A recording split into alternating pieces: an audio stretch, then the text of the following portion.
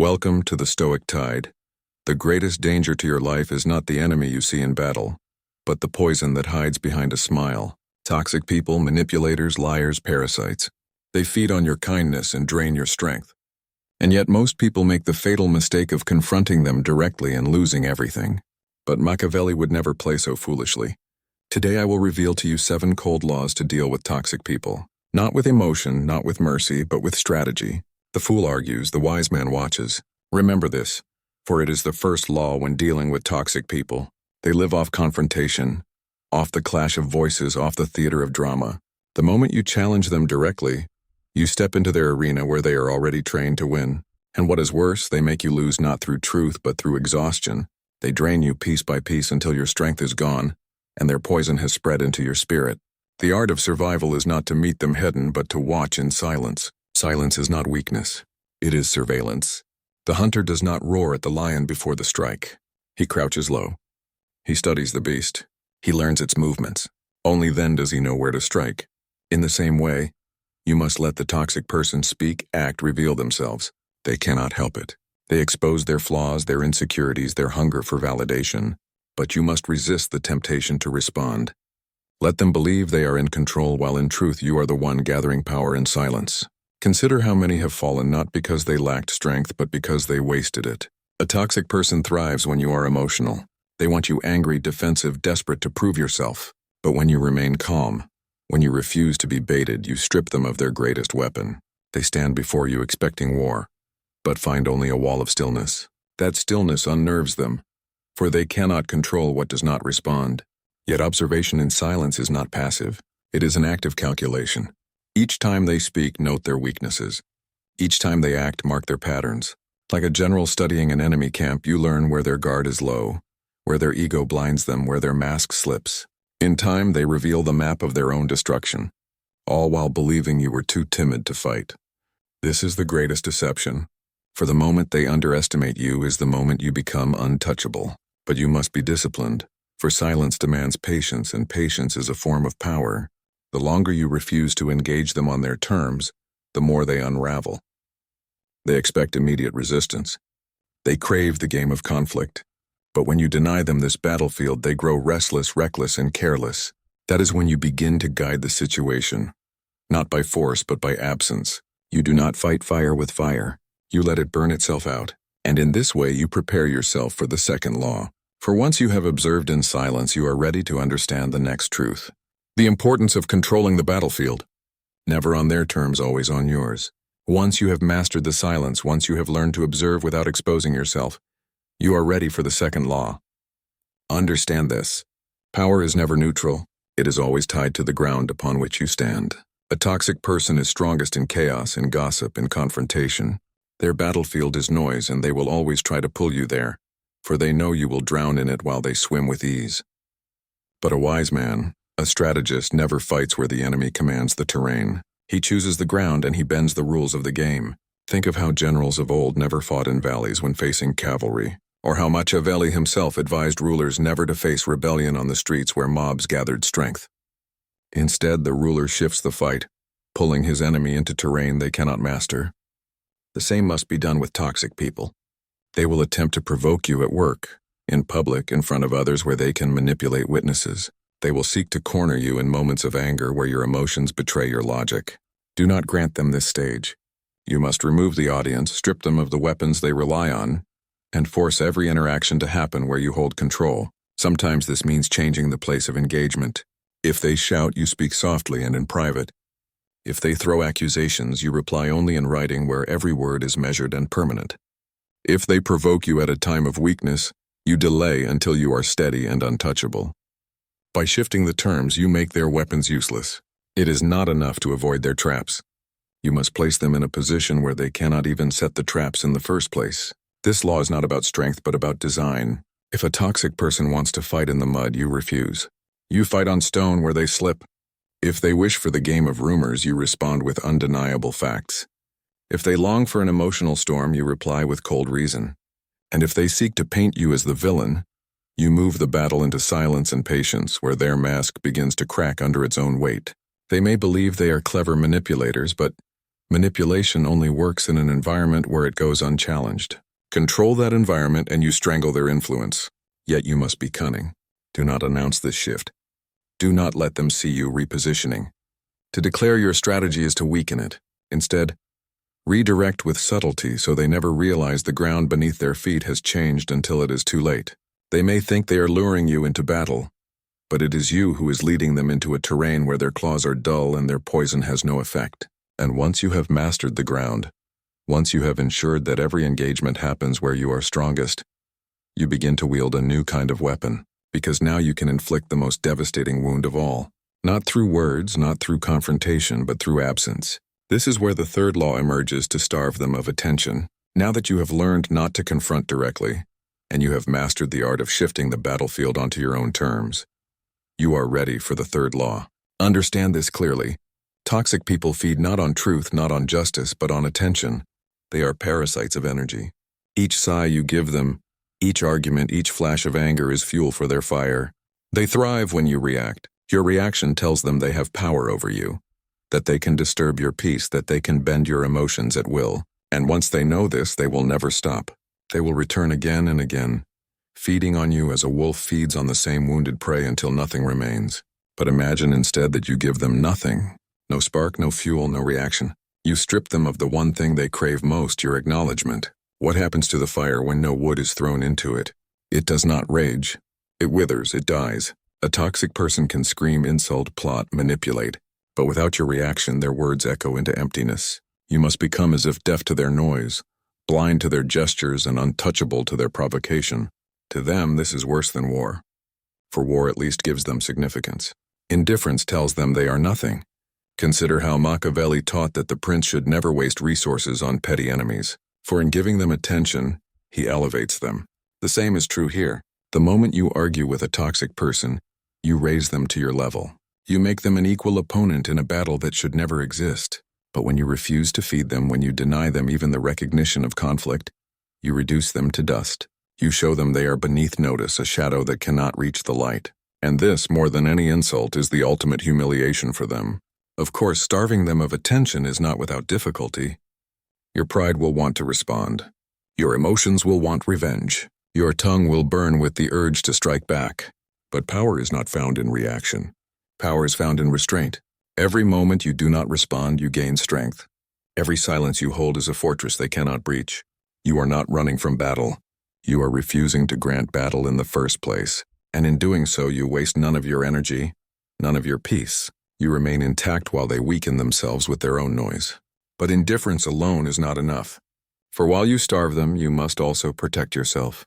A toxic person will search for cracks in your armor, for secrets they can exploit, for emotions they can weaponize. This is why the next law is essential, for it is not enough to be silent and cold. You must also learn to wear masks. You must learn to conceal what you truly think, what you truly feel, and what you truly intend.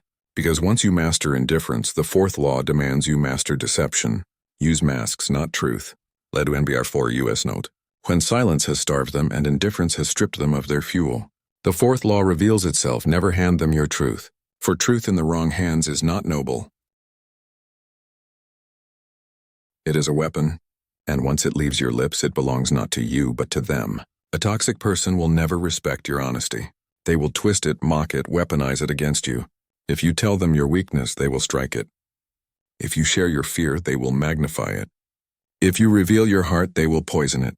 To deal with them, you must never be naked in truth. You must always wear a mask.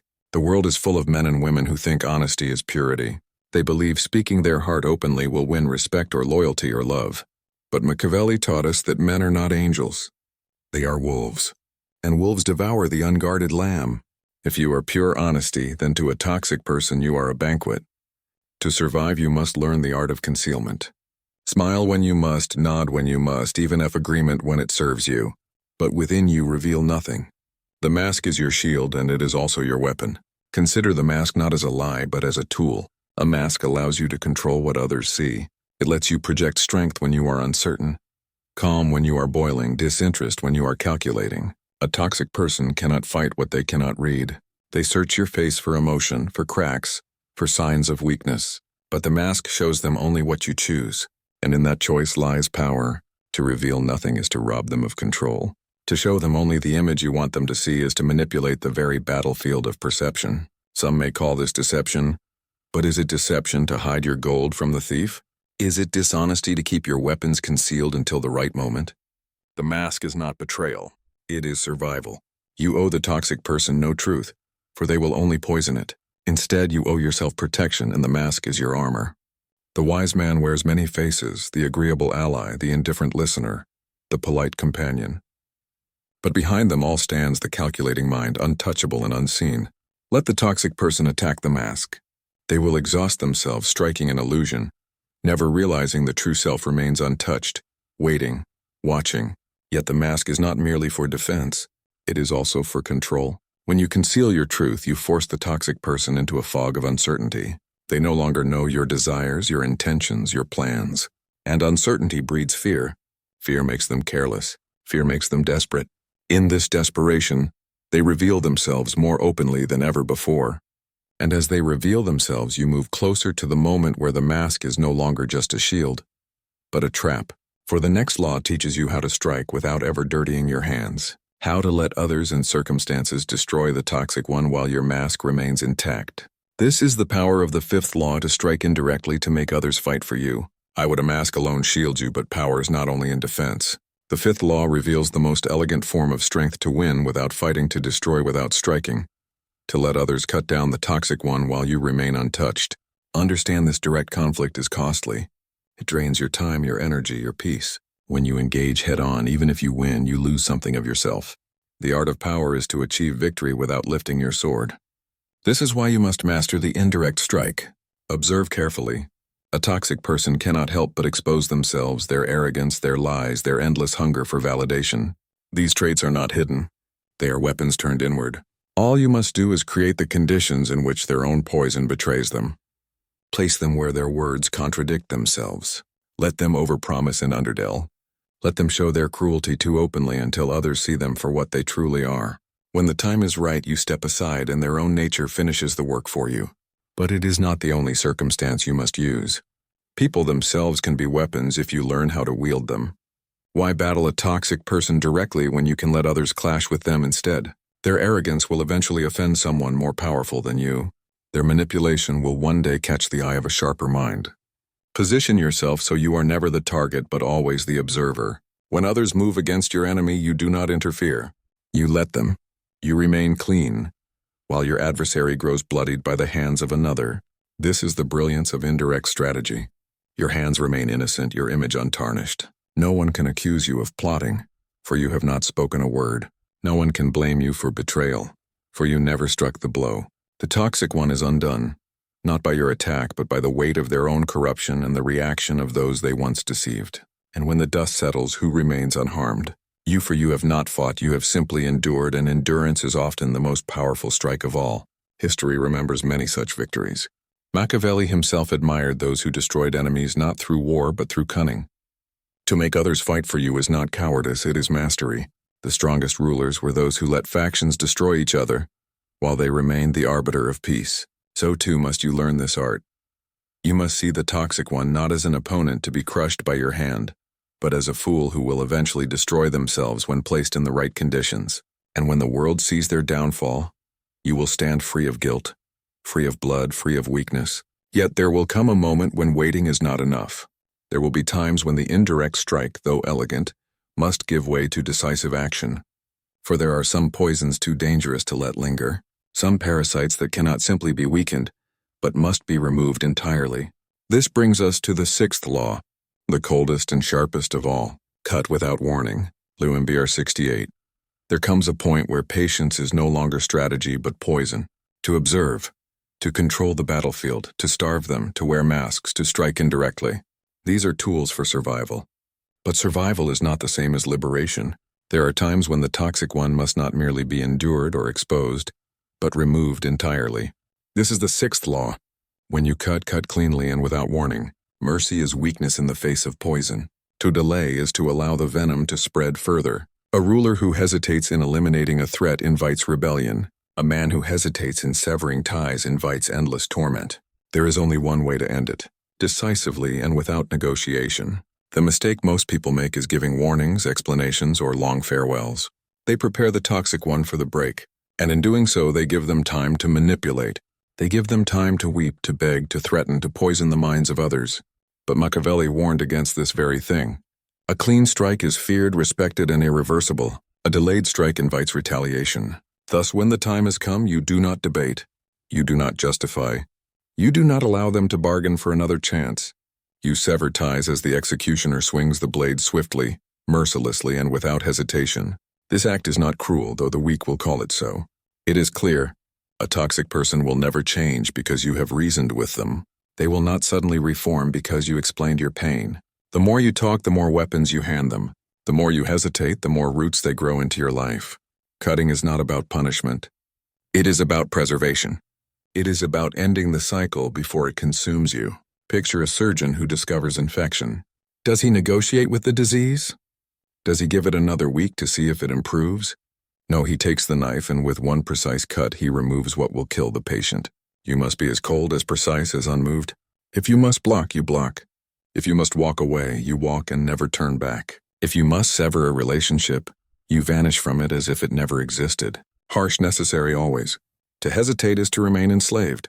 And when you cut, something remarkable happens. The toxic person who once fed on your reactions, who once thrived on your presence, now faces the terror of absence. They are left with no weapon, no battlefield, no audience. They rage into emptiness, and emptiness gives them nothing back. That is the power of decisive separation. It ends not only their influence over you, but their illusion of control. And in this silence, in this cold void you leave behind, you reach the final law, the one that crowns all others. For power does not scream, it does not argue. It does not justify. True victory over the toxic one is found not in words but in silence itself. This is the seventh law. Always win in silence. Libania 7 lol in silence. The final law, the crown upon all the others, is the law of silence. Understand this well. The greatest victories are not shouted. They are not paraded. They are not announced. They are alive. A toxic person wants nothing more than your reaction. If you argue, you give them proof they matter. If you defend yourself, you admit their attack struck you. If you try to prove them wrong, you validate their role in your life. But when you withdraw into silence, when you refuse even to acknowledge their existence, you strip them of the very oxygen that sustains them. Silence is not emptiness. It is the loudest declaration of indifference. This silence is not passive. It is an act of power. It is the refusal to play their game, the refusal to meet them on their terms. It is the declaration that they no longer exist in your world. You do not waste your words on them because your life speaks louder than words. Every success you build, every step you rise, every peace you enjoy is a dagger into the heart of their illusion of control. They once believed they could disturb you, but your silence tells them they never mattered. What greater defeat can there be? For one who thrives on recognition, think of how rulers destroy rebels. Not by arguing with them, not by debating their grievances, but by thriving without them. The rebel screams into the void, but the state marches on untouched. So too must you become like the state, unmoved by the noise of the weak. Silence is your fortress, and inside it you are untouchable. While they rage, you rest. While they plot, you build. While they poison themselves with anger, you grow stronger. In time, your life becomes a monument to what they could never destroy. Your discipline, your power, your peace. But silence is not only protection. It is also a strategy, for when you do not explain yourself, you leave them in uncertainty. They do not know if you are planning, if you are watching, if you are beyond their reach. That uncertainty corrodes them from within. They imagine threats greater than reality. They create enemies in the shadows, and all the while you remain invisible, untouchable, and calm. Their fear grows not because of what you do, but because of what you refuse to reveal. In silence, you become larger than life, for they cannot measure you, cannot predict you, cannot control you. Many men waste their lives trying to prove themselves to others. They argue endlessly, hoping to be seen, hoping to be understood. But Machiavelli knew the truth. To seek approval is to kneel. True power is not in being understood. It is in being undeniable. You do not need to convince the toxic one of your worth. You do not need their recognition. You let your silence carry the message that you are beyond their reach, beyond their poison, beyond their small world of manipulation. And in that silence, you do not merely survive them, you transcend them. For in the end, silence is the purest form of victory. It leaves no trace, no wounds, no chains binding you to their memory. It is the art of walking away without leaving them even the satisfaction of your anger. It is to live in such a way that their shadow cannot follow you. And once you understand this, you no longer fear the toxic one, for they have no hold on you. You have starved them, masked yourself, shifted the battlefield, struck indirectly, cut them off, and now you reign in silence. But silence itself is not the conclusion. It is the beginning of something greater. For once you learn to win in silence, you step into a world where power is no longer defense, but creation, where your life is not defined by the toxic, but by the empire you choose to build beyond them. And so we return to the central truth. The world will never run out of toxic people. They will always exist, scheming, manipulating, poisoning the air you breathe with their envy and deceit. But you now hold in your hands the cold laws Machiavelli himself would approve of. The strength to deal with them lies not in kindness, not in naive forgiveness, but in clarity, precision, and ruthless strategy. Do not waste your life trying to fix what was never broken in you. Do not exhaust yourself trying to make peace with those who thrive on conflict. Instead, stand above them armed with the laws you have learned. Limit their power. Cut off their influence. Use their own nature against them. And when the moment arrives, step forward with decisive strength, never hesitating, never doubting. Remember, these toxic people are not obstacles to your greatness. They are the test of it. They are the fire against which your steel is forged. To master them is to master yourself. To outwit them is to ascend beyond the petty games of the weak. And when you rise above them, untouched and unbroken, you will embody what Machiavelli taught centuries ago.